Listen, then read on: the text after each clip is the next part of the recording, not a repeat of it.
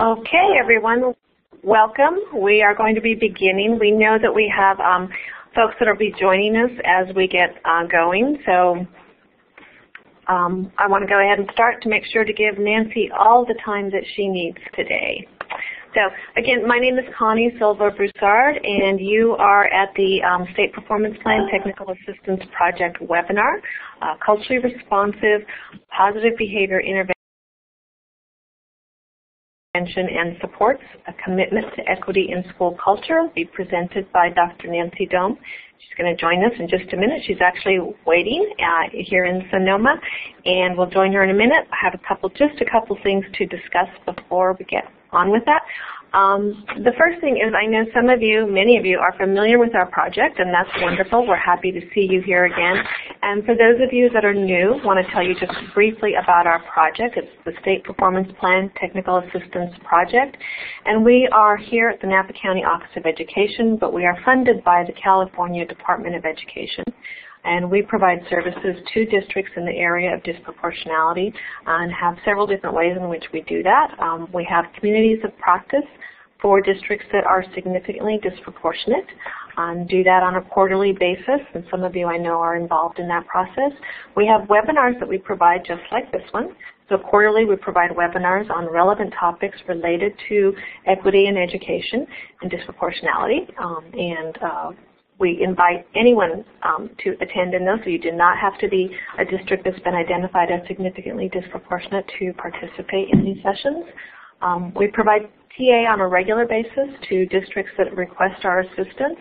And again, you do not necessarily need to be having an issue in terms of identification with significant disproportionality or disproportionality to request help from us in terms of resources or any way in which we can assist your district around these types of topics.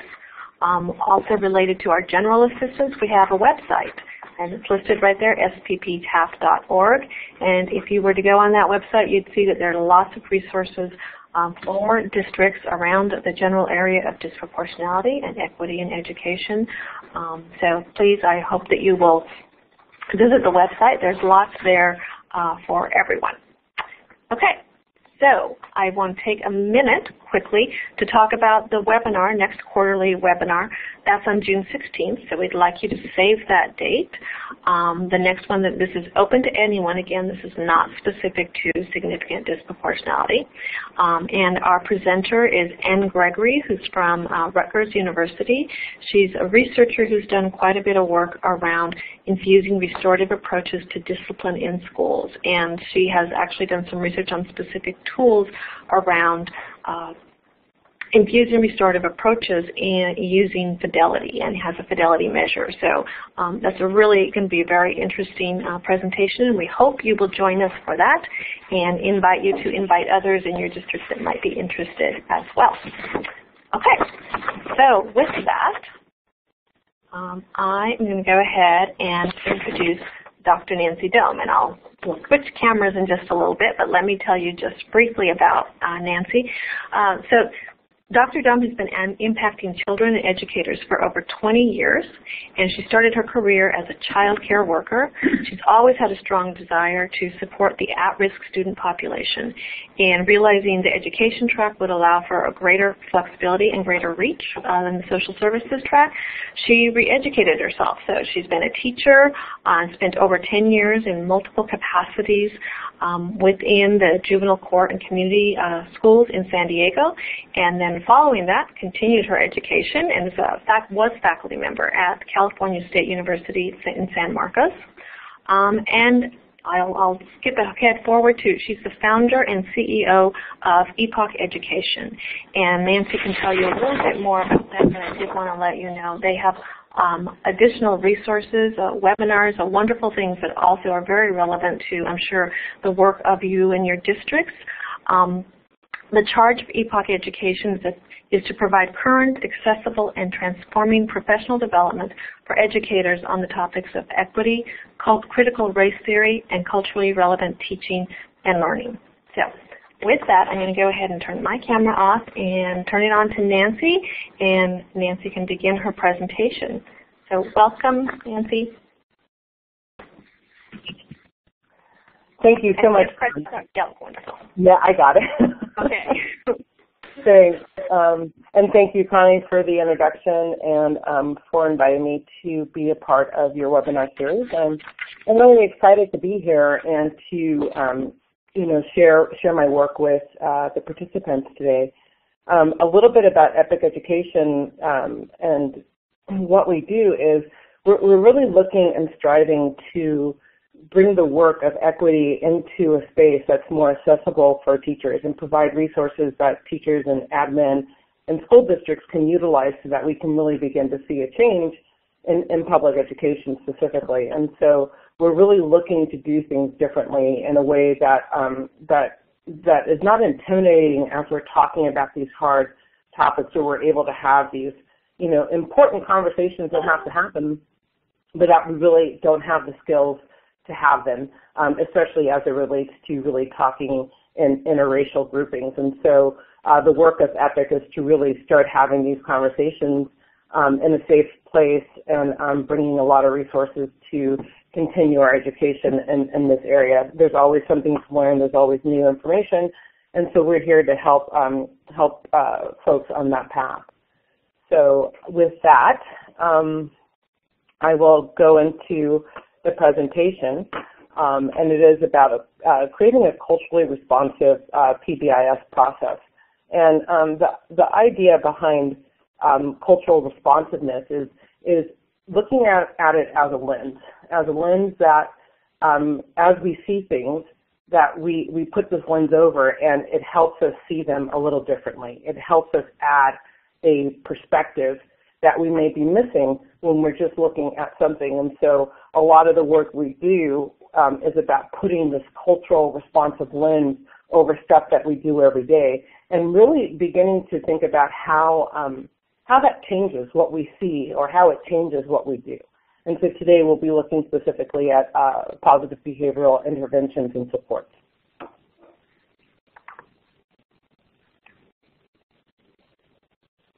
All right, so we'll start with just a definition of what PBIS is. What is school-wide PBIS? And the definition as we have found it is it's a systems approach for establishing the social culture and behavioral supports needed for school to be an effective learning environment for all students. And when you look at that definition as it is, it seems like a great definition. It says all students. We're talking about, social, cultural, systems approach, effective learning. It's got all the key words. And so we can put a definition like this up and feel really good about it. But what we do when we add the cultural responsive piece is we actually begin to see what's missing in this definition. And so moving on to the next slide, this is what happens when we add the cultural responsiveness to it. It becomes a systems approach to address enduring educational equity issues, such as the racialization of discipline and outcome disparities, and establishing the social, cultural, and behavioral support safe and inclusive and needed for school to be an effective learning environment for all students. And so I'd like for you to really look at this and think about what's in blue now. So we've kept the original definition, but what we've done is we further defined, and that is the cultural responsive piece. Because unless we're defining it and calling out what it is we're looking at and why we're looking at it and what we hope to gain by looking at it, we actually can miss these pieces. And so what I'd like to do is just open it up for a couple of comments or questions about what does the change do for the definition of PBIS? And if you can put your questions or comments in the chat, we'll address them as they come in.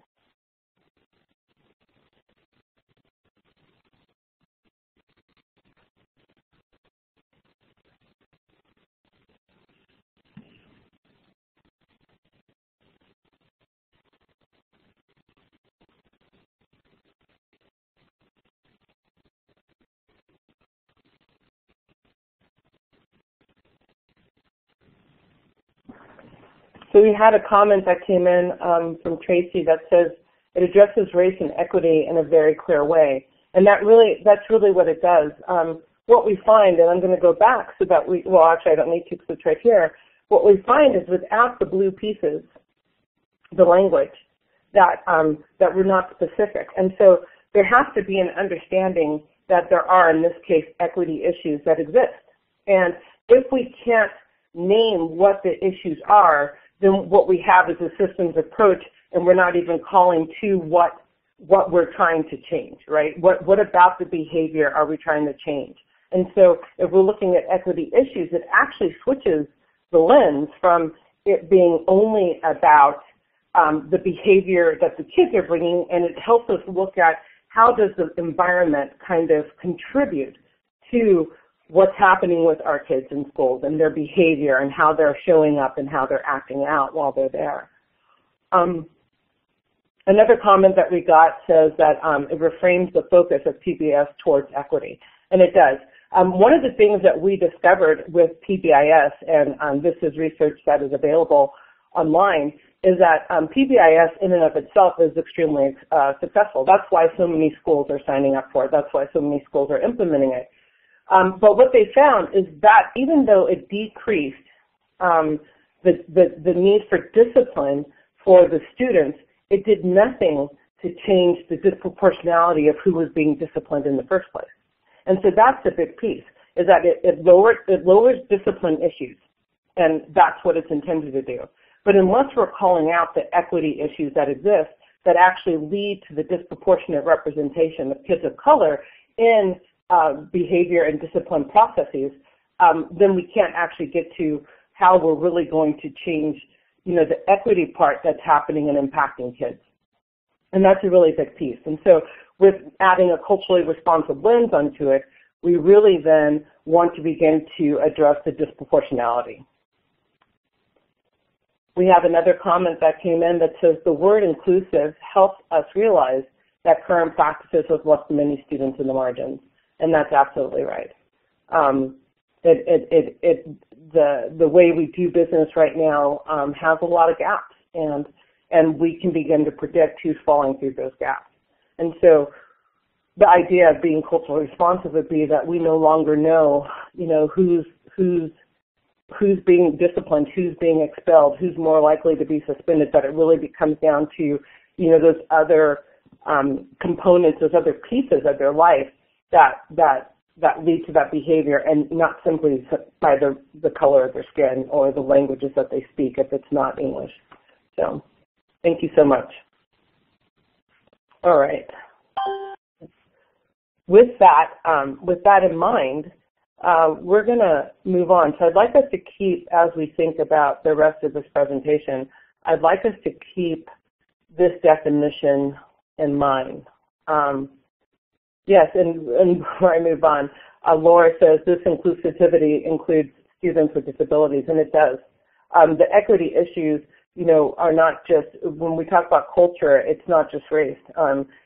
It's disabilities. It's all the other things that kind of can impede students' ability to progress, and those issues that show up for students that we can use as predictors for how they'll do in the school environment. So absolutely.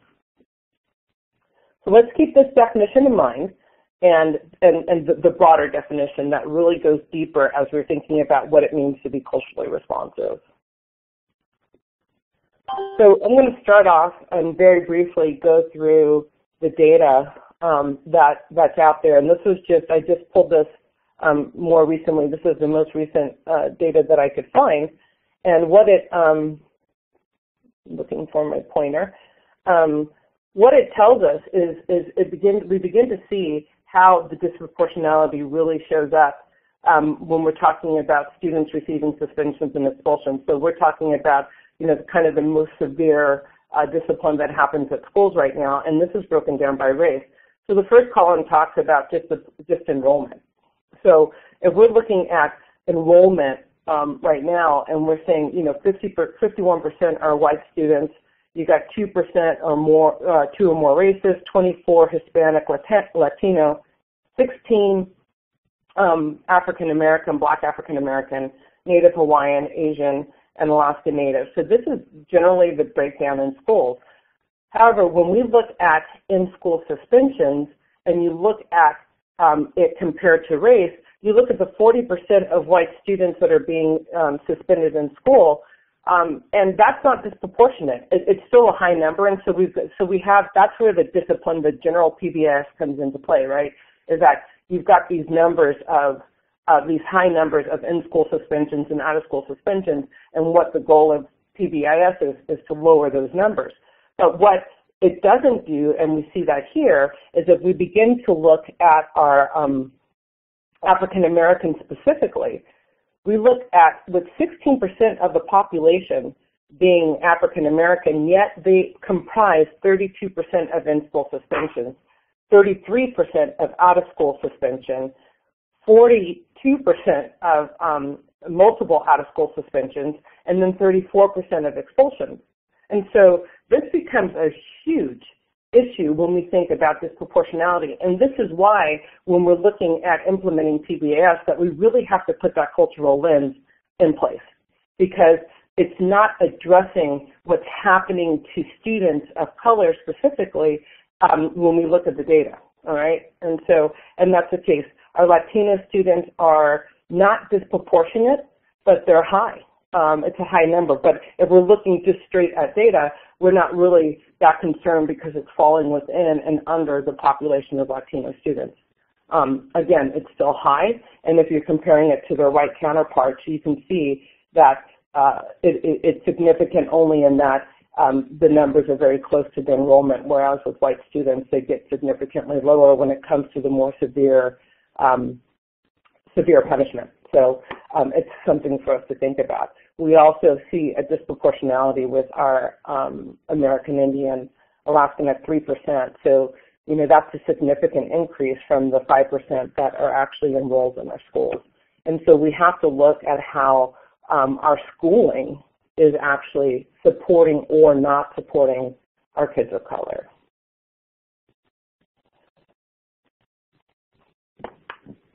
In this slide, yes, Tracy, California data is very similar. It's very similar across the board. You will see in California probably a little bit more disproportionality for our Latino students. The African Americans are disproportionate across the board. California, because of our high number of Latinos in schools, you will see a higher number. And that's where our numbers are much more disproportionate than they are in the national data. That's a great question. Thank you. So this one kind of now breaks it down by gender. And we really have to consider, that we have a focus on race and we think about race, but we really have to look and see how gender plays a role in discipline as well. And we know that, we have these stories about who boys are, and as boys get older in general, and when you think about the demographics of who's teaching them, right? So the demographics of teachers in California are predominantly white women. And so you've got a large white population and predominantly women teaching, and then you have these boys that are coming in. And so there's already a little bit of disconnect because as the boys get older, they become more intimidating. And I would say that this could be across the board, not necessarily just based on race. I think boys in general, as they get older, become more intimidating to the female teachers. However, when you add race to it, then it becomes even more so, and we can see this in the stats. We look here for boys you got 13% of American Indians who are getting out-of-school suspensions that are boys and then 7% who are girls. You got, when you look at the 20% for Black and African American, that's boys and 12% of girls. And this is also where we see the disconnect because only in the African American population do you see that girls actually outside of the American Indian Alaskan have the second highest out-of-school suspension rate. So they're higher than any other male group that is being suspended by race.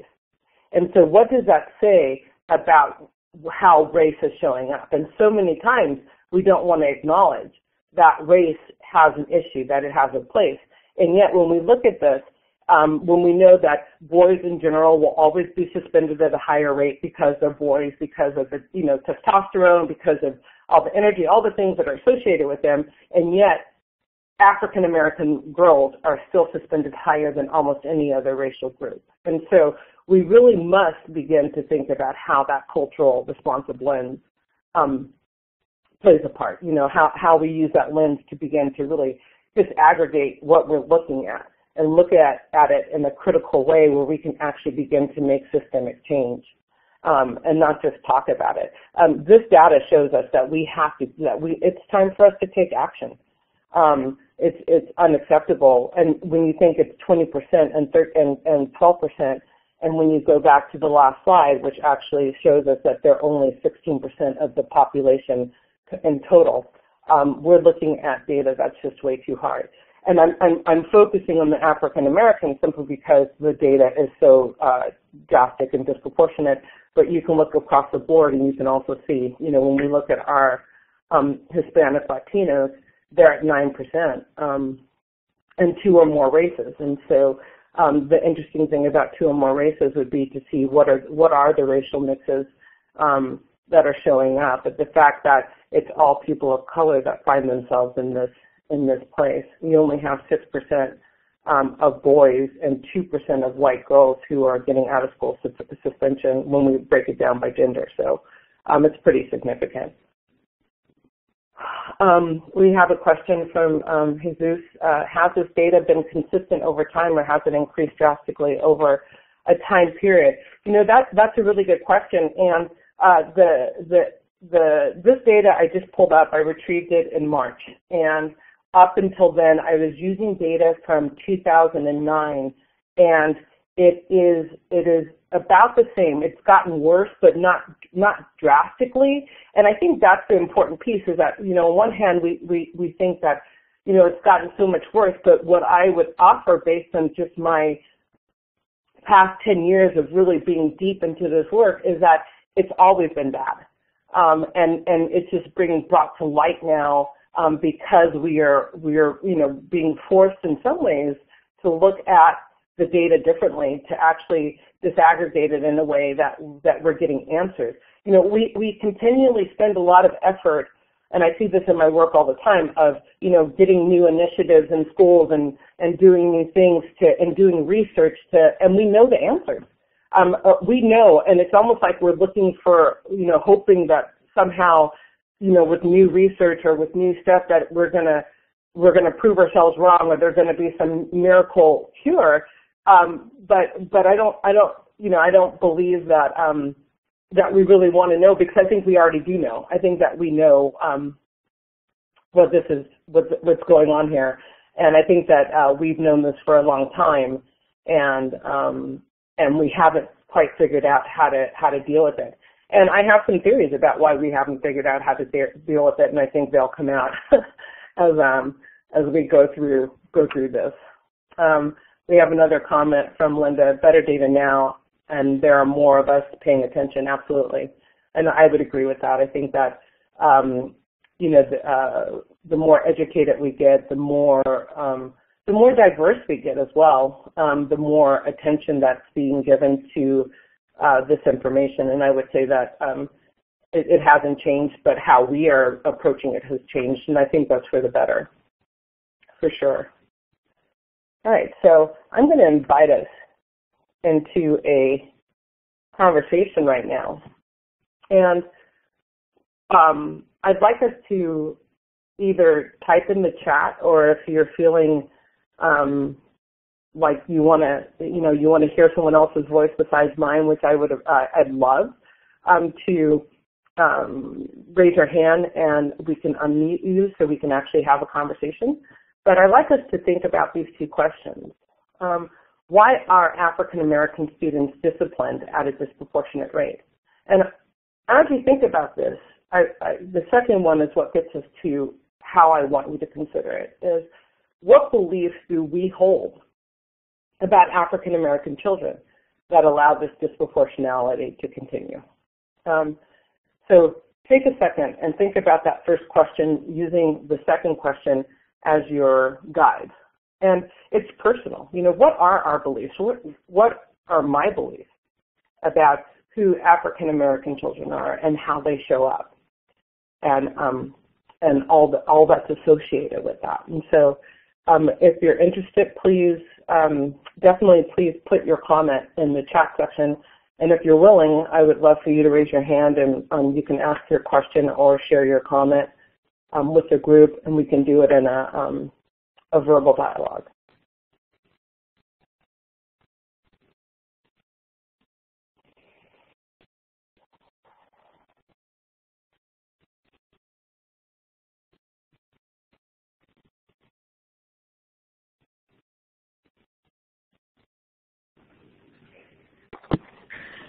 Nancy, can I clarify for a second? This question, is it asking us about our personal beliefs, what we believe about African American children personally, or what we see the beliefs operating around us and affecting? You know, thank you for the clarification. I think it's a little bit of both. I think that you know, if we're, you know, for now we could say it's the beliefs around us, but I think also we have to get down to our own beliefs and being honest with what those beliefs are. And not saying that I have any judgment about what they are for each of us, but each of us knows within ourselves. And so what our beliefs are, what kind of luggage we may carry or not carry. And so I think it's either or. It just depends on where people want to go with it. We have one who shared, Tracy shared, lack of male role models, especially for young adolescent males. So Tracy, if you could kind of expand that a little bit, because I'm interested, and I totally agree. I think that there's a lack of male role models for all of our kids when it comes to their work, especially our kids of color, not just Black children. We have quite a few white male role models out there, but when we're looking in education specific, we're really female heavy until we get into high school, where you start to see more, junior high, high school, more male teachers.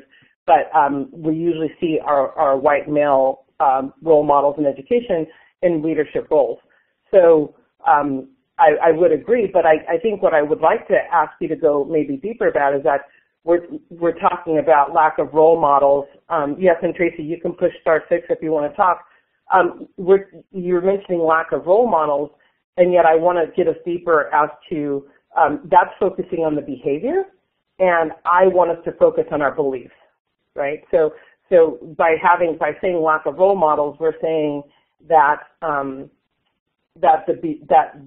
we're accepting that their behavior is negative, as opposed to saying what beliefs do we hold about their behavior that allow us to discipline the way we do.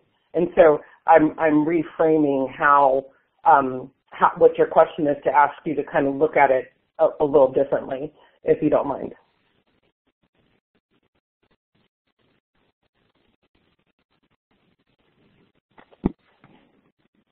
And Nancy, there's another comment there from Jesus. Yeah, I saw that. I wanted to give Tracy a second to respond if she was interested. Okay.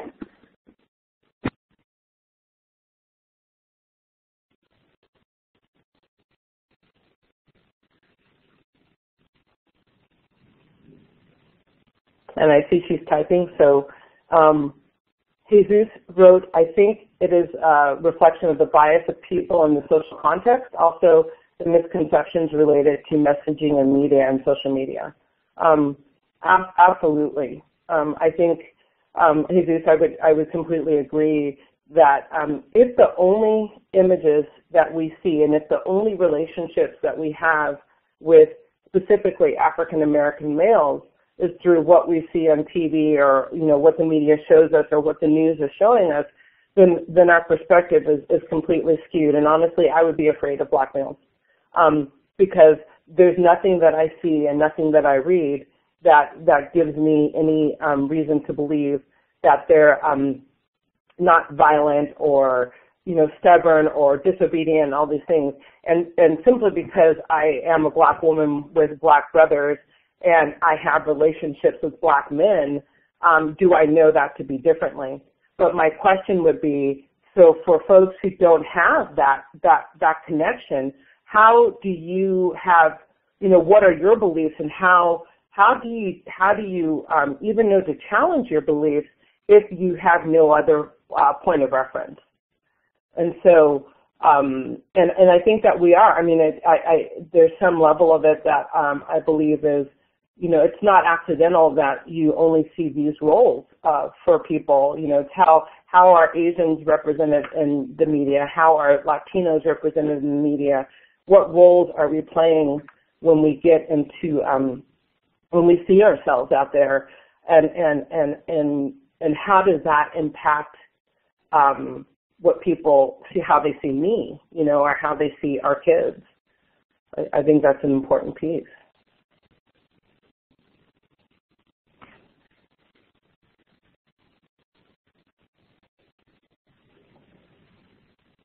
All right.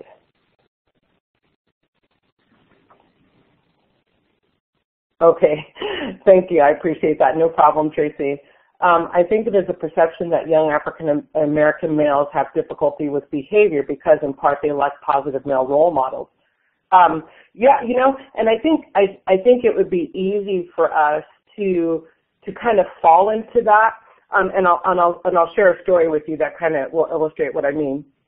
I oversee, we have a project here in Sonoma called Mentoring Alliance, and it's considered one of the best mentoring programs in the country, and mostly Latinos, students that we are mentoring.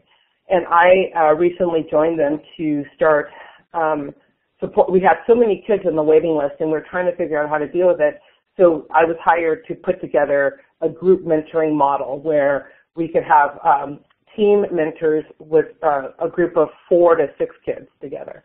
So as I'm going around and I'm, making sure the matches that I've made are successful, I'm in one space talking to the 2 men, both white men, very successful community members, very loving, very giving. And I'm asking, how's it going?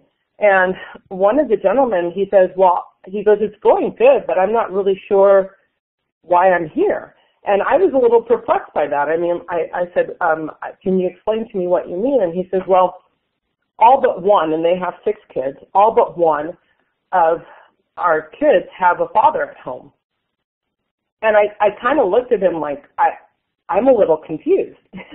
And I said, what does it have to do with you being here? He goes, well, I just assumed that they wouldn't have 2 parents, that they were coming from single-family homes, and they didn't, and they were lacking a father role model, and so we're here to be that male role model for them. And so in that instance, I really understood how prevalent this idea about who our kids are, who are kids of color. So I'm not willing, unless I know for a fact, to accept that all of my kids are acting out because they don't have fathers. They could have fathers at home, and we don't, until we have a relationship and actually know what's happening. It's too easy for us to lump them all together, and that's what this guy did. And he is well intentioned. There's nothing about him that is,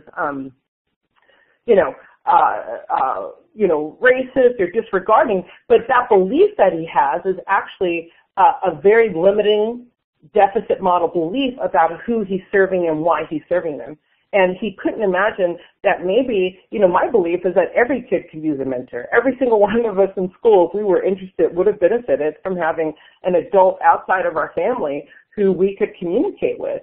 And yet this idea that they didn't have familiar support was problematic for me. And so I kind of see that same thing, is that we make assumptions about where the behavior is coming from without actually finding out for sure where the behavior is coming from, and really knowing that we can't put all kids in the same box. We have to, if we have 10 kids who are discipline issues, we need to find out 10 times what is the cause, what is the root cause behind it. And I think that that's where we're missing the mark. We have a comment from, and thank you, Tracy, for that. I think that conversation really needs to go deeper. It needs to go deeper with staff. It needs to go deeper with teachers and people who work in the office, because I think it's part of those beliefs, even though they're not necessarily negative about who the kid is. I think that those beliefs are what limit us and actually allow us to continue the disproportionality. The next question from SFUSD, media, etc., has portrayed young black males as dangerous, and it gets into our subconscious. Also, studies have shown that people ask and estimate young black males' age as often estimated as being older, so age-appropriate expectations are not being fairly placed. That's actually a really, really powerful piece of information, and it's true. And for me, it's very personal. My family, we're big. I'm 5'10". I was a pro volleyball player, 195 pounds. I'm a big girl. I was solid muscle. And all my family is like that. My brothers are tall. My brothers play football. Their son now, my nephew, is 26, and he is 6'6". When he was in 5th grade, he was already almost 4 feet. I mean, he was huge. And he was functioning at a 6-year-old level. So imagine like a 3'9" 6-year-old. And the teacher treated him and expected him to respond like he was a 5th grader. And to the point where he ended up throwing chairs in the classroom, at the teacher because of the way, and he was just so frustrated. Now, I'm not making his behavior right, but, being able to go in with my brother, 20 years ago and actually have this conversation and say, do you know that you're talking to a 6-year-old? And the way you're talking to the 6-year-old is inappropriate. It's not age appropriate for where he is intellectually. And yet, he was labeled, on and on. So I think that's really something that we need to pay attention to. Okay, Tasha raised her hand, so I'd love to open this up. So if you can star 6, Tasha, that'd be great. Okay, can you hear me? I sure can. Okay. So in response to what beliefs do we hold about African American children that allow the disproportionality to continue, it's just that there are the beliefs that there is something wrong with the child and not necessarily the system, kind of like how could it be us? It's them. So I think that that's what definitely, allows for that disproportionality to continue. Yeah, thank you. And it's important that we actually are willing to acknowledge that, Tasha, because until we can acknowledge what truly our beliefs are, and if that is our belief, then the expectation that they're acting that way and thus need to be disciplined is how it manifests. And so until we can begin to challenge our beliefs about who they are and how they're showing up, that's the only time we're going to begin to see this change in disproportionality. Thank you. We have another from Kathy. Hi, Kathy. Nice to see you again. We often measure student success by a set of norms that have been designed for one group, and when a student does not fit the idea of what is appropriate, there's often a mismatch. And yeah, I think that, Kathy, that's definitely in alignment, and it resonates with what Tasha was just saying as well, is that it's time for us to start thinking differently about how we think about our kids of color, and what scares us, and how do we define threatening behavior, and is it threatening if it's done by a white student? Is it us threatening if it's done by an Asian student? Is it us threatening if it's done by a Native American? I can go down the line, and we know that we can have the same behavior done by different people with different results. And so that's how we know that our beliefs definitely show up. Yeah, and we need to move from the mindset of fixing the child to fixing the system. Yeah, and I agree with that, Linda, and I'm also going to push on that and say that we are the system, right? And so definitely move away from that deficit model of the child has to be fixed. And when we talk about fixing the system, we cannot disassociate us from the system. I am the system. I'm the one, when I'm in the classroom, who's disciplining. I'm the one who's deciding on what I'm referring and what I'm not referring.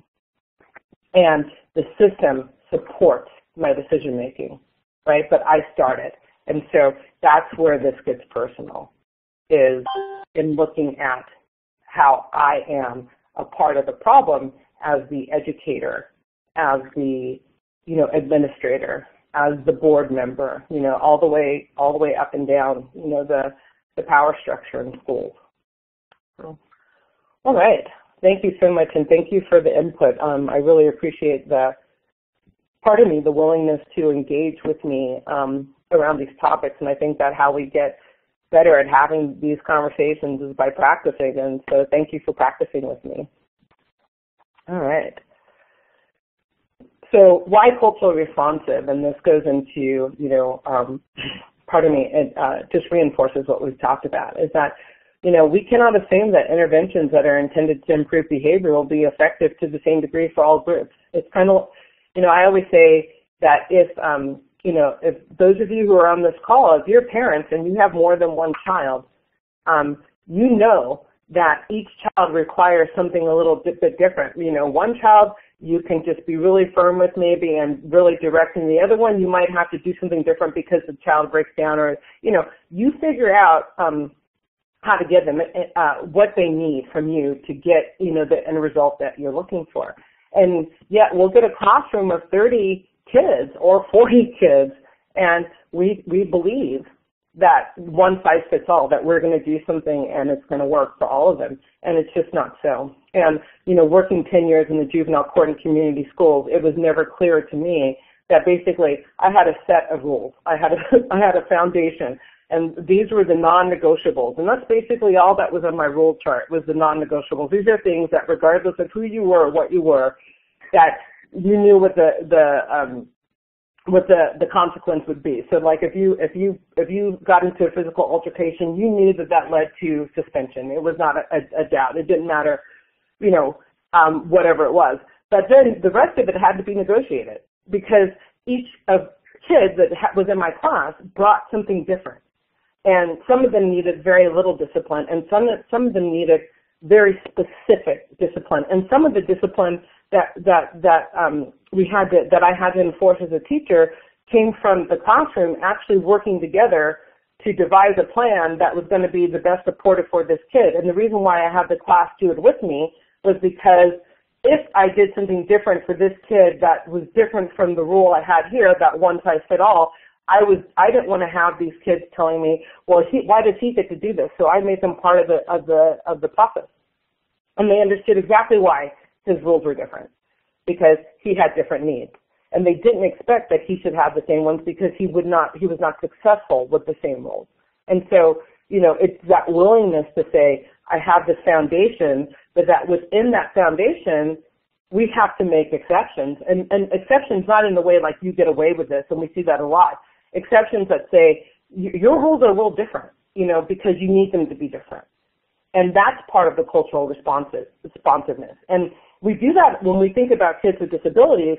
You don't put a kid who has, a hearing disability at the back of the room furthest away from the teacher, right? And so we already make those accommodations, and we do them easily because we see or we understand the physical limitations, and yet we don't treat the cultural aspects as needing the same detail or level of importance. And so we really have to start thinking of culture not as a limitation, but as a difference that is not to be punished, but a difference that is to be recognized and maximized to reach their fullest potential within the constraints of whatever the system is that they're working in, whether it be a classroom or the school in general.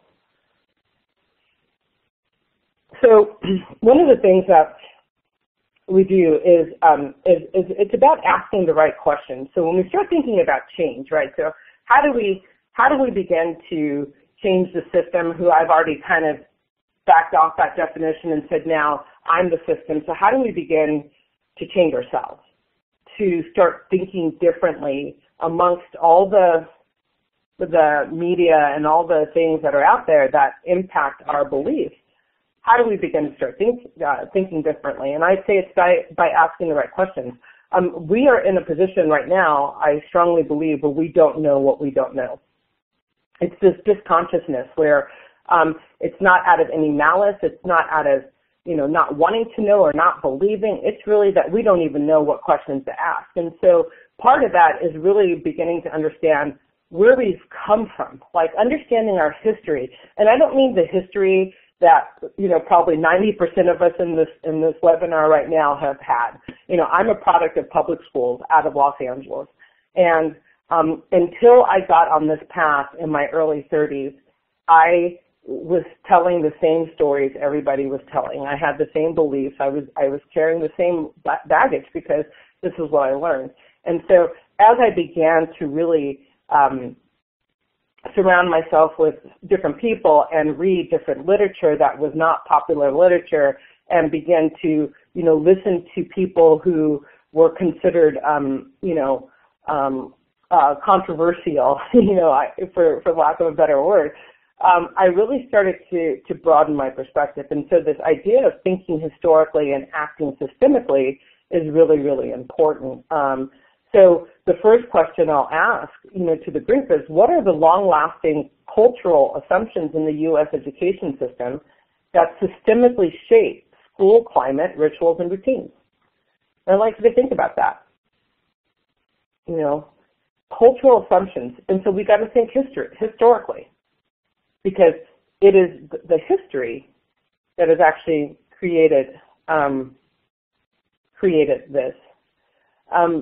What authors are you reading that would be considered controversial?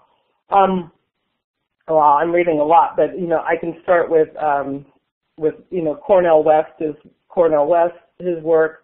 Some of our authors out of the Harlem Renaissance,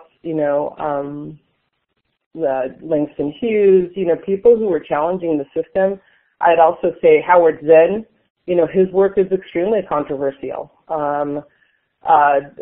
Jim Loewen, his work is extremely controversial. His work, he basically wrote a book about the lies my teacher taught me.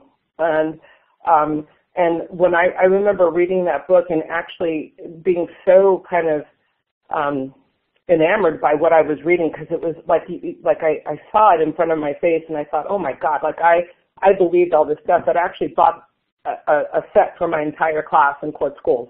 And we read The Lies My Teacher Taught Me alongside our U.S. history book.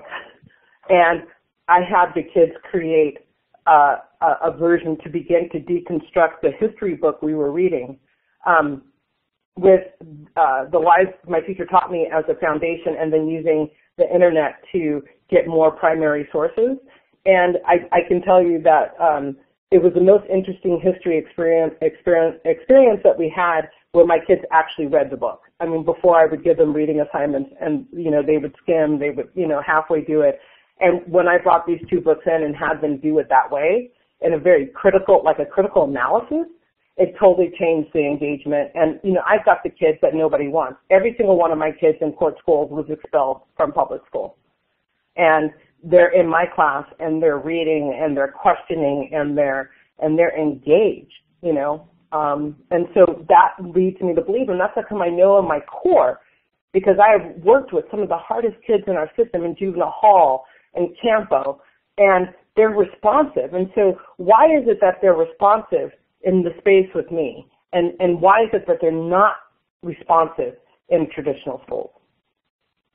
So if a couple people would like to maybe think about this first question, what are some of the cultural assumptions that we have?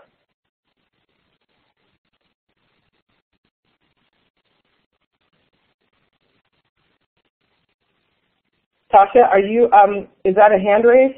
Would you like to unmute and share star 6?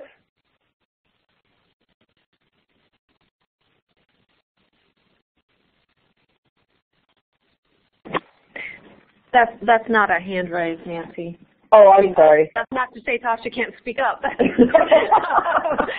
Just pointing it out.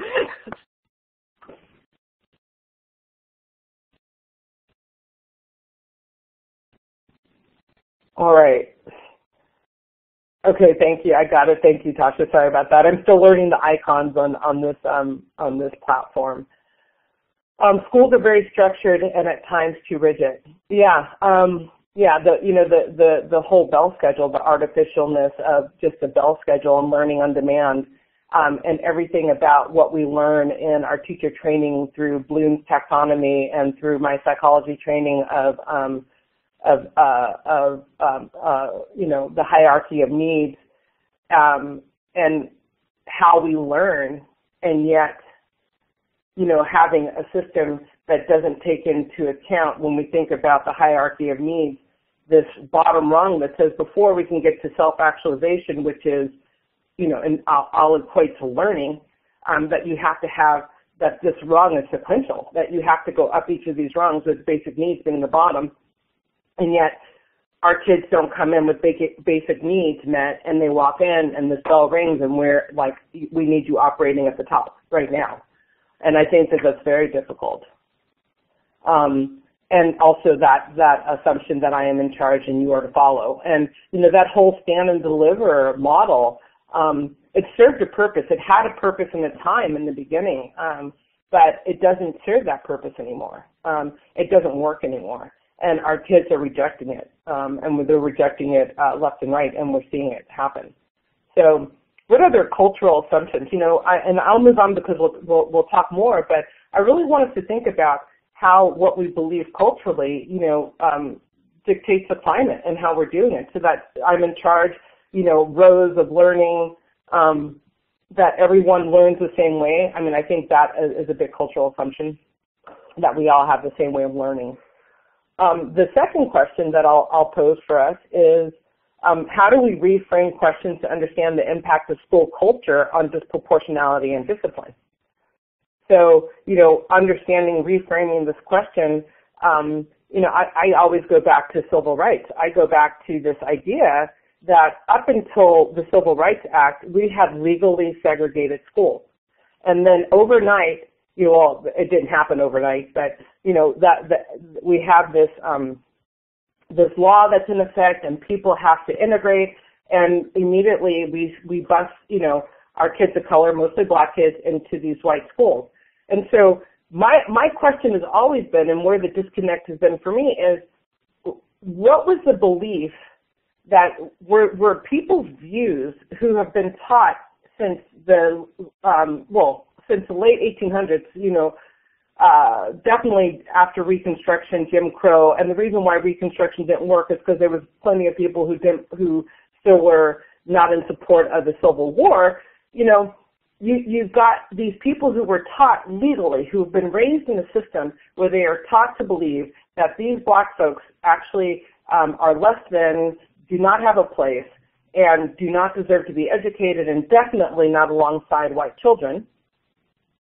And overnight, because we put a law into effect, that thinking is supposed to stop. And, when I ask this question in training, and I ask my white colleagues, and I say, if you make this personal, and you thought right now, if you had to send your child to a school today where you knew that the teachers there did not want them there, did not believe they should be there, and actually mistreated them, would you do it? And I know the answer. And yet, this is what, thousands and thousands of black people had to do with their children. And so, if we don't understand that level of what integration meant, and the fact that there was a literacy rate for African Americans that was much higher pre-Civil Rights Act than post-Civil Rights, right? Because when black children were being educated by black teachers who loved them, who looked like them, who had community, who were in the community around them, they were achieving, they were reading, they were in school, they were behaving, they weren't getting expelled and suspended. And so if we don't understand that, if we don't understand what happened before and what the children were like before the system went into place, then we just think that these are bad kids. And yet, my question to you or any adult is, when you're walking into a system, and again, we're thinking historically, right? So we're not thinking about this moment, but we're thinking about, if you had to walk into a system where you know that people don't want you there, how would you behave? And could it be that there's still some remnants of that here? And, what comes first, the chicken or the egg, right? What came first? Is it bad behavior that came first, or is it bad treatment that led to bad behavior? And that's the kinds of questions we need to start asking, because it doesn't allow for us to give permission to allow the bad behavior to continue, but understanding where it comes from is critical in our ability to make changes. The third question I will invite you to consider is what practices are needed to acknowledge cultural differences among people, histories, group, and how they facilitate learning, So, and again, this takes, the responsibility, and it puts it squarely on us, on me, on you, right, to figure out what we need to do to be able to meet our students where they are, as opposed to this constant expectation that they meet us where we are, that they're constantly assimilating to who we are as the teacher or the system. And what does the system do to meet the child's needs? And again, I'll liken it to, a person with a disability. My friend's dad is not very mobile anymore, and they needed to put a walk-in bathtub so that he could bathe. That's meeting a need. It's not special. He's not getting something extra. I don't need a bathtub with a door. And so, this whole idea about what's equity and what is equal is also something we have to challenge, because equity has nothing to do with people getting the same. Equity says people get what they need to get to the goal. And equal says we're all getting the same. And this is the problem, and where we have to start, thinking critically about even the language we use, because so many times educators say, I treat everyone the same. Everyone's equal in my class. Well, that's already a problem, because everyone is not equal. They're not showing up with the same experiences, the same background, the same support, the same breakfast, And so to assume that they are and then give them exactly the same thing is actually a disservice. And so we have to start thinking about what practices we need to learn and acknowledge and understand so that we can facilitate this level of learning. All right, so understanding school culture. I think that this is a really important piece because I don't know that we really think too deeply. I know I didn't, on some level in the beginning, about what my school culture was like, and what does the school culture say? And so this is a really good, and I don't know if the group ends up with the handouts or anything, or if you need them, but I think that this is an important piece because it allows us to go back to our schools and our spaces and really look through. This is the cultural responsive lens, right? And part of it is understanding what are the core values of the school, and what these are. These are the values that are articulated and understood by staff and students and parents. And so, I know, for instance, my high school, Fairfax in LA, we valued academics, but we valued sports. So it was okay to be really smart, and it was okay to be a really good athlete. Everyone else was kind of marginalized in my school. But if you were an athlete or really academic, you did great. And so what are the values of your school? Because, if you're not an athlete and you're not academic, that you're not necessarily valued, right? So I think that would be something to begin to think about. So what are the values of your school? Who are the heroes and leaders? These are the individuals showcased throughout the school. So I'll give you an example. I walked into a county office in Northern California, and I went in there to meet with the superintendent, and I looked around, and I have to say it was a little bit intimidating. I looked around this space, and it was like walking into one of those old grand houses in England. Not the facade, but if you think about walking down the Great Hall, and you have these huge, oil paintings of, the whole family, and so you had these huge oil paintings of all these white men. And there weren't white women, there were no women, it was all men, and it was these huge things. And I walked in and I already know if I were a parent walking in here, I could already see part of what, who they value, And so as a woman and as a black woman, I already feel like I kind of got two strikes against me, because I don't see any person of color, I don't see any female, and but this is what's prominently displayed for everyone to see who walks into that county office.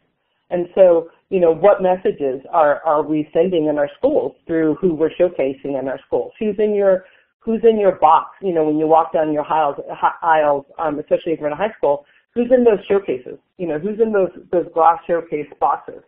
What are we showcasing? And those are things to look at, just kind of changing your lens.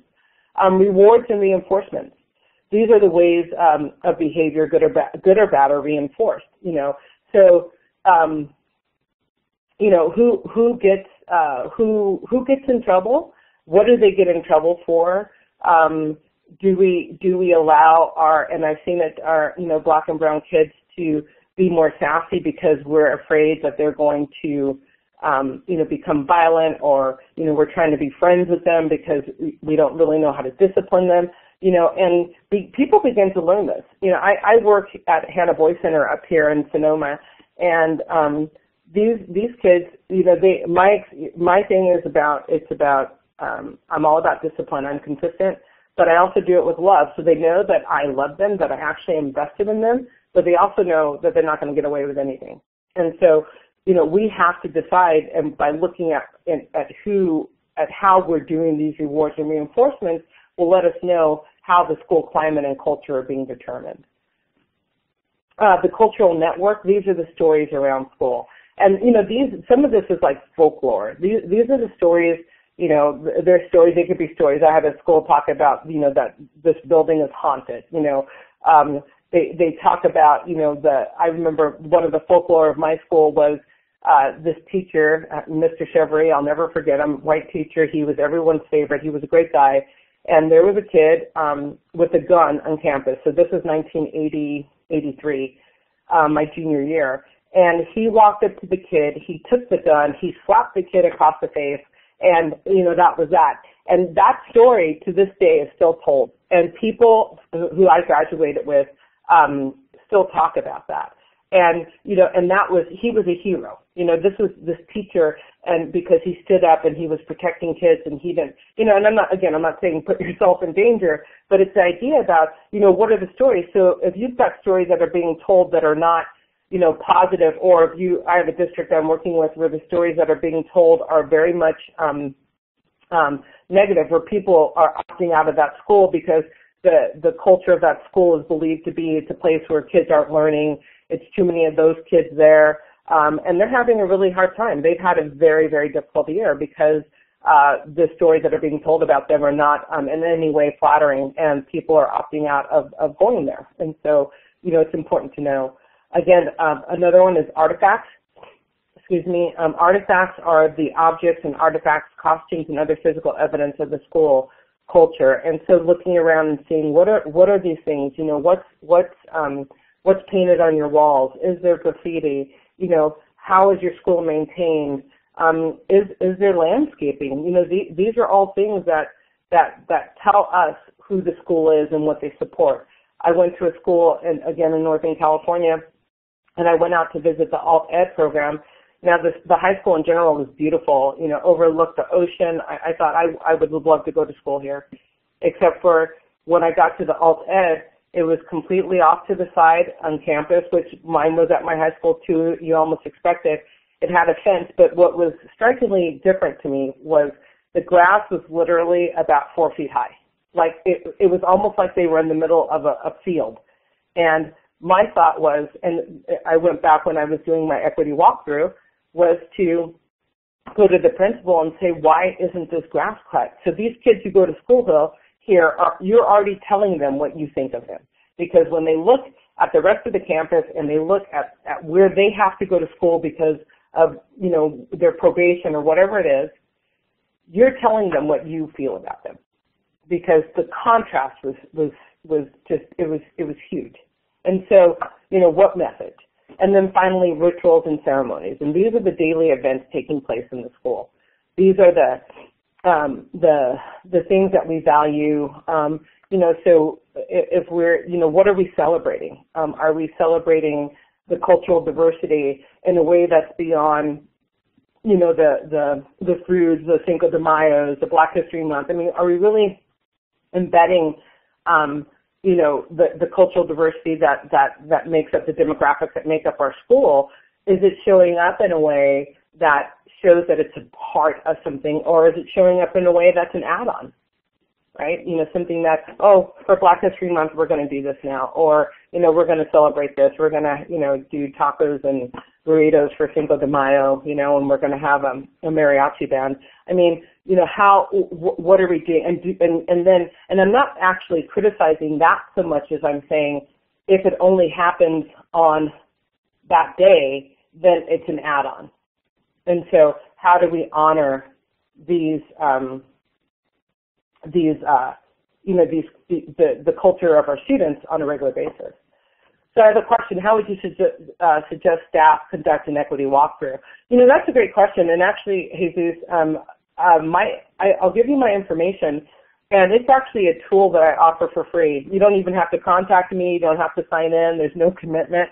But I think it's such an important tool that I actually have it on my website, which is epiceducation.com. And if you go to the resource tab, you can, the first thing is called Tools of the Trade, and we're adding, we only have one right now, but we're slowly adding different tools that you can just download and use right now. And like I said, there's no login required, there's nothing. We really just believe in providing things to help you do that. And that walkthrough, it breaks it down into 5 categories. It goes into content, it goes into physical environment, it goes into relationships. There's 2 other pieces. And basically, you walk in. Thank you, Linda. You walk in and you use this lens. And what I've done with it, I've done it in many schools. And you do it with another partners, and then you come back and you compare your notes because each of you will bring different lenses. And what I recommend, just so you know, because it's not written on there, is that you take it a section at a time. So, Jesus, if you were interested in the walkthrough and just say you were interested in physical environment, I would actually say just start with physical environment. Just print that page and only do that, because otherwise it's overwhelming. One of the other ways that I used it with staff in a district in a school in Monterey was that I actually gave it to the staff and I had them look at it.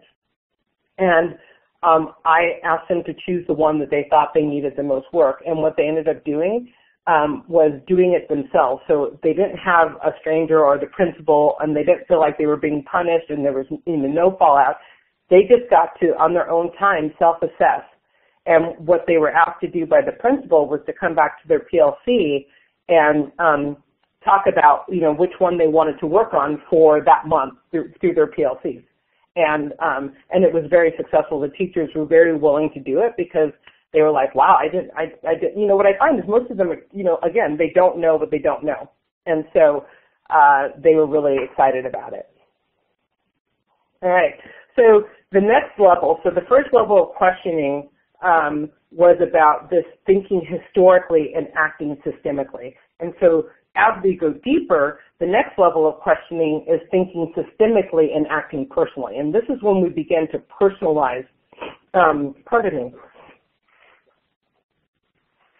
This is when we begin to personalize the work. So the first question is, what are my school's cultural practices related to student behavior and discipline? You know, and this is where you really get to sit back and look at what are we doing, and who are we doing it to, and what are the reasons they're being disciplined. And this is that researcher's lens, where you just, you know, you look at it and you remove all personal attachment to it, and you just look at it. One of the things that we did with another school district was we actually disaggregated the discipline by teacher, and each teacher every month got a report of their referrals and out of their classroom, and this was high school.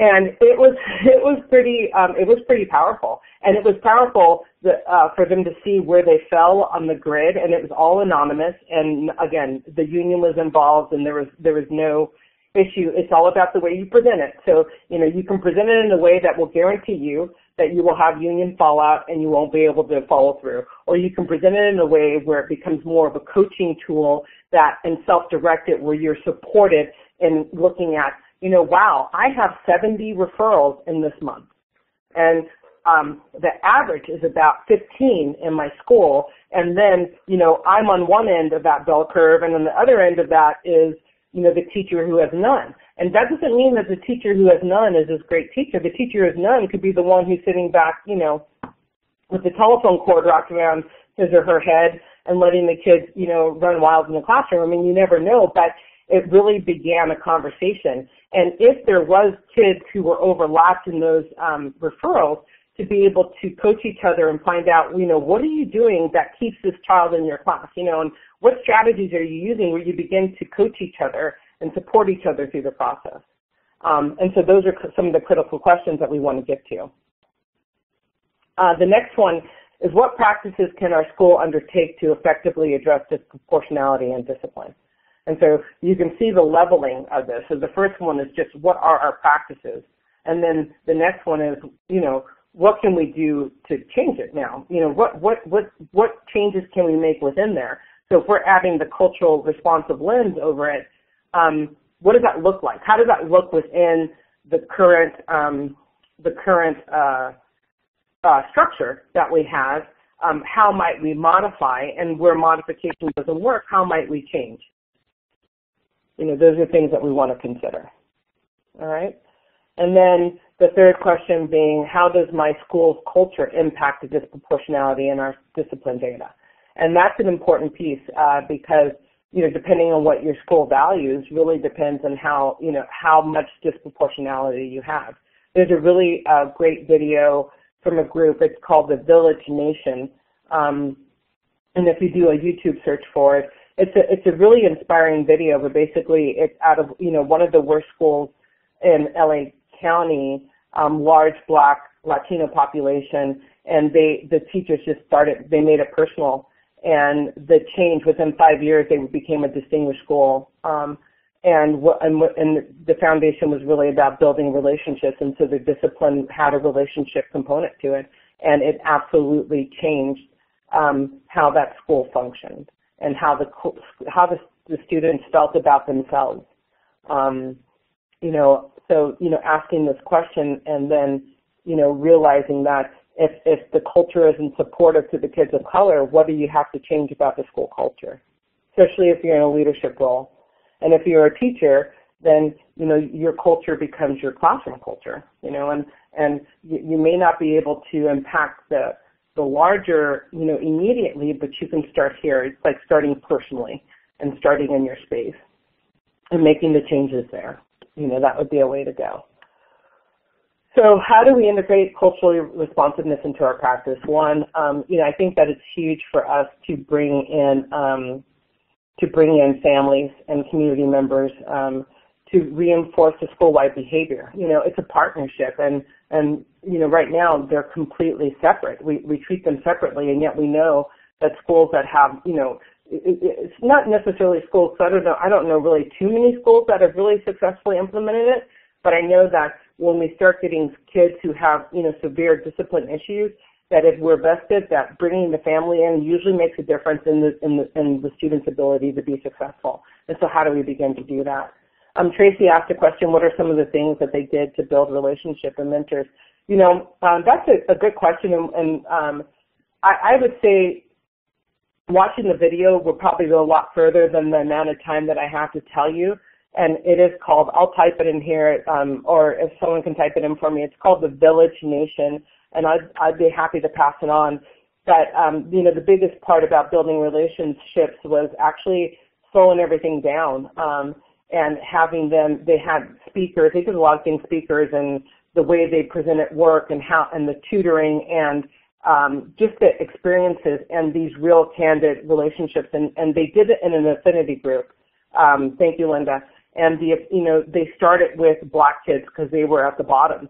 And then other kids started talking about it and they saw it. And so then I think after 2 years, they started a program called Brown Love, which, and the Black and Brown students were their two largest, I mean, probably, I think it's like 80% kids of color, with those two groups being the highest. And the Brown Love followed the same thing, and then they started bringing the groups together. And I get chills just thinking about it. It's worth looking at. Okay. The next one is monitoring disproportionality between dominant and non-dominant groups by collecting and reviewing disaggregated student disciplinary data. Now, the important piece here is this comparison here between the dominant and the non-dominant. And we don't do this. We always look at the non-dominant group's data. We look at what, their performance, what their, whatever. But we never do the comparison because it's in the comparison that we actually begin to see where we are lagging. Okay? And so it's not enough. Again, the deficit model only allows us to look at the group who's in deficit. And a culturally responsive model says, what are we doing well with a group that's not in deficit? And what can we do? What practices are happening here that we can begin to implement here to actually reduce this disproportionality? And the only way we're going to know that is by looking at the data together, looking at it next to each other. And finally, it's providing professional development, right?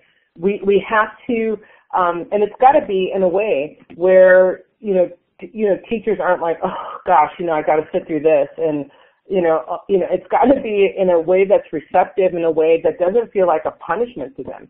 I always get called in on training, when they're in litigation and this group of teachers who did something, heinous needs training as part of keeping their jobs. Well, that's not the most receptive crowd, and so you really want to think about how are you presenting this information and how do we get it out there? And again, the other group is the ones who always sign up for these conferences are the ones, it's like preaching to the choir. So, we have to really start thinking about how to make this information accessible and with the ultimate goal being of increasing awarenesses and realizing that, I teach culture. And so constantly white teachers that I work with will say that they don't have a culture. And that becomes, that becomes part of the problem, that their invisible white culture, they don't see that it's everywhere, that it permeates everything. And so if you don't see that you have culture, then you can't then look at how your culture influences or impacts the experiences of people in your space, right? And so first understanding that all of us bring culture. I bring a Black, white culture. I grew up in West Hollywood, very diverse. I have white culture. That's also my culture because I'm born and raised in California. I'm a California girl, although when you think of California girl, this is not the picture that comes to your mind, right? But that's what I am, and I love the beach and I learned how to surf and all those things. And so, we have to see how we show up and how that then impacts, right, what our students are experiencing. All right. So as a comparison, when we look side by side, you have the PBIS component, which this is what works. We know that this is effective in bringing down the discipline in general. And PBIS will look at data. To make it culturally responsive, we have to disaggregate that data and highlight the disproportionate practices, okay? So that's what makes it culturally responsive, is that comparison that I talked about in the last slide, that ability to look at your dominant and non-dominant groups, look at what's working, not working, and break it down so that you can begin to see where your system is broken, okay? For systems, they teach a positive social expectations, define and teach.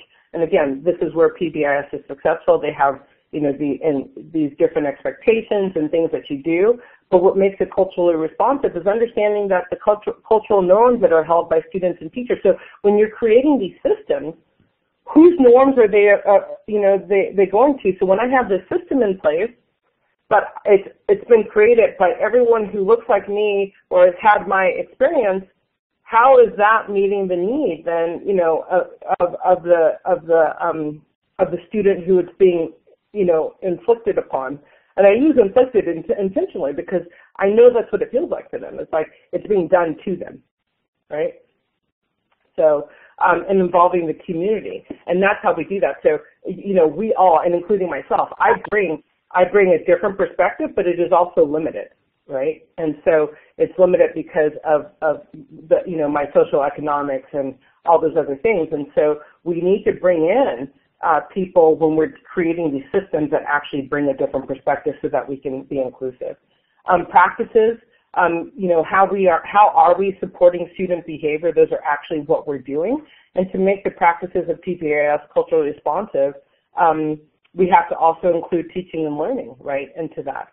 How are we teaching the students, and not the students, the teachers? How are we teaching teachers, right, to be culturally responsive to what it is and how they're implementing this stuff? How are we making it equitable, right, within the learning community, which goes back to not equal. So if our practices say that, this first level, this is what happens, an equitable practice, a culturally responsive practice says, yeah, at this first level, this is what happens, but, maybe Nancy needs a little something else because this doesn't work for her. And that's the inclusive and equitable learning piece. And then finally with outcomes, outcomes are about supporting social competence. I mean, that's really what we want in academic achievement. We're trying to bring down these instances of misbehaving so that our kids can learn.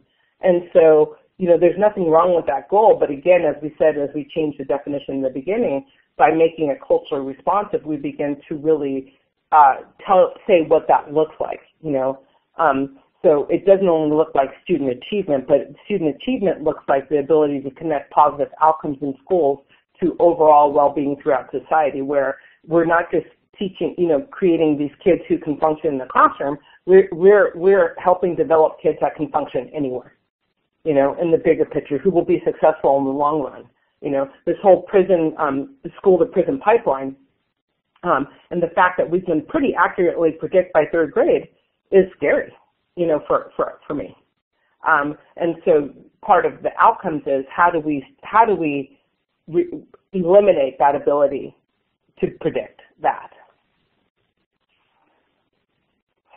All right, so the elements of culturally responsive PBIS, you have a cultural equity, which equates to social competence and academic achievement. And it's really cultural equity where we're going beyond,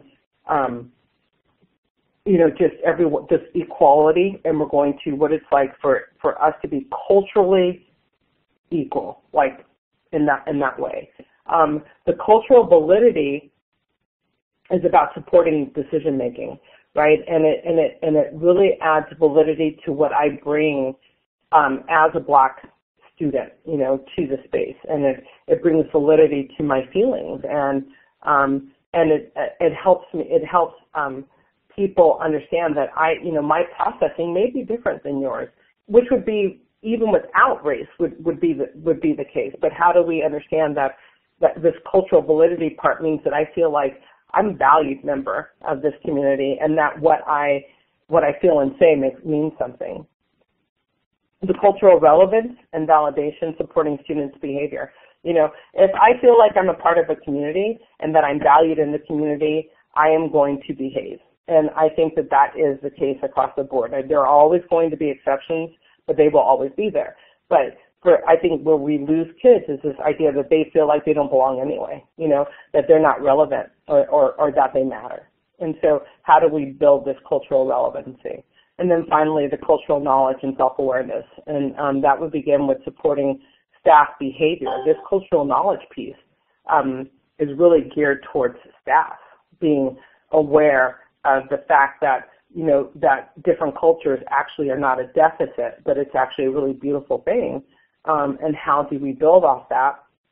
and the self-awareness of what is it that I believe. It goes back to that first question, and so we can make it more broader.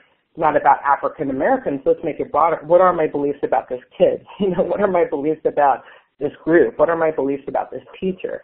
What are my beliefs about the school? And so that self-awareness and reflection is a really huge piece for us to be able to really become culturally responsive. We have to see how we fit into the scheme of things.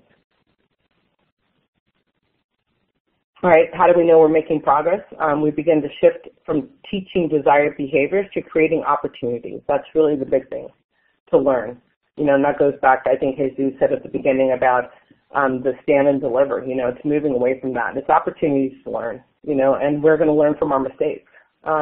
It's a shift from understanding culture as a variable to exploring the cultures in schools as contextual mediators. And the contextual mediators are, it's kind of like the foundation and it's going to be different. So every school will be a little different because it has a different makeup, and that the cultures within the context of that school is what we need to be looking at and how we get them to work and flourish together, right? An expansion from viewing PBIS desired outcomes from reduction in referrals, and this is important, to encompassing societal interactions resulting in greater well-being for all students. And so, it's kind of like Mother Teresa said, I will never go to an anti-war rally, but I'll go to a peace rally, right? And this is really the same idea, is that, when our focus is on reducing referrals, that's all we see, and then it really narrows us. But if really we're talking about how we're creating these healthy, functioning kids, then it changes how we're doing things and our willingness to step out, right? A shift from cultural assimilation to student, family, and community empowerment, where we're not trying to make everyone carbon copies of us in the system. We're actually bringing the community in and saying we're this salad bowl of diversity that makes the whole thing just better with all of us together. And then finally, the shift from disproportionate overrepresentation of students of color in PBIS. And that would be the end goal, is when we no longer know who's going to be your disciplined kid. All right. So the action plan, we're winding down. Recognize it, interrupt it, and repair it. So recognizing it is really calling to attention, what it is. And you want to recognize it by disaggregating the data and looking at your school climate. You want to interrupt it by analyzing what the practices and looking at the predictable disproportionality and then stopping it. It's like, if we know that we're predicting this, how do we change that? Involve the community is a way to interrupt it, bring them into the process, and balance the zero tolerance policies. I mean, we have found and we know that is part of the problem, and there's got to be a balance between, looking at intention, of why did the behavior happen, instead of just saying, it happened and therefore it's over, okay? And then establishing protocols for self-reflection. We have to look, and we have to begin to really literally evaluate ourselves and what we're bringing to the table. And then when we repair it, we have to start thinking about, who is the PBIS team? Do they reflect the diversity of the schools? Do they reflect all stakeholders that are a part of this?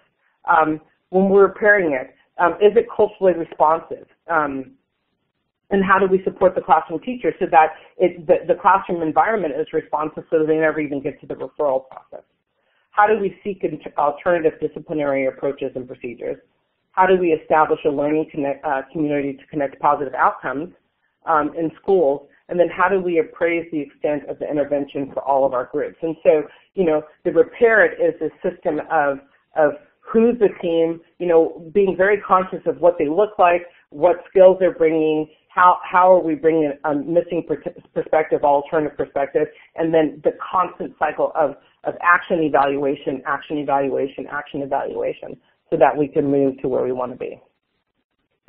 So, to break it down, we're really looking about shifting, right? It's shifting from educators most often assume that schools work and that students, parents, and community need to change to conform to an already effective and equitable system, to this, which is the moral purpose of the systemic change effort via CRPBIS is for forming safe, positive, supportive, inclusive school cultures for all, right? And so we have to first acknowledge that the system is broken. And that once we acknowledge that, and that if we know that it's broken and the kids coming in aren't broken themselves, then we can move to this where we can begin to really adjust what we need to adjust to assure that our students can achieve. And with that, I'd like to say thank you. I know that I've gone a couple minutes over, but I really appreciate your time. If you have any questions, please don't hesitate to reach out to me. You can email me. The information's here. And like I said, if you take a look at our website, it's work in progress, but it's very informative about the different courses we offer. You would also find that resource page, everything's there is free, and keep going back to it because we're constantly updating it, and we're attaching our YouTube. If you sign up for our newsletter, you can get information about free webinars that we offer on different topics, LGBT topics, everything, and it's free. Again, it's really about providing supports in moderation so that you can continue this work, and money should not be an issue for why we're not learning. This is this is about learning and any way we can. So thank you so much, and thank you for the kind comments. Nancy, that was wonderful, and I thank you everyone who stayed on for the time. We appreciate it, and we have a very, very quick survey for you to tell us what you think about this presentation. We know that time was tight, and Nancy has wonderful information, so we certainly hope that you will follow up with her through her website and her email to get more information. As you can see, she has a lot to offer all of you. So thank you, Nancy, for doing so much in so little time and for helping us. And again, everyone, please fill out the survey real quickly so that it'll just take a few minutes, and that gives us great information for future work with you. And I also just want to quickly remind you, June 16th is the next webinar, and you will get an email invitation to that. Thank you, everyone, and enjoy the rest of your afternoon.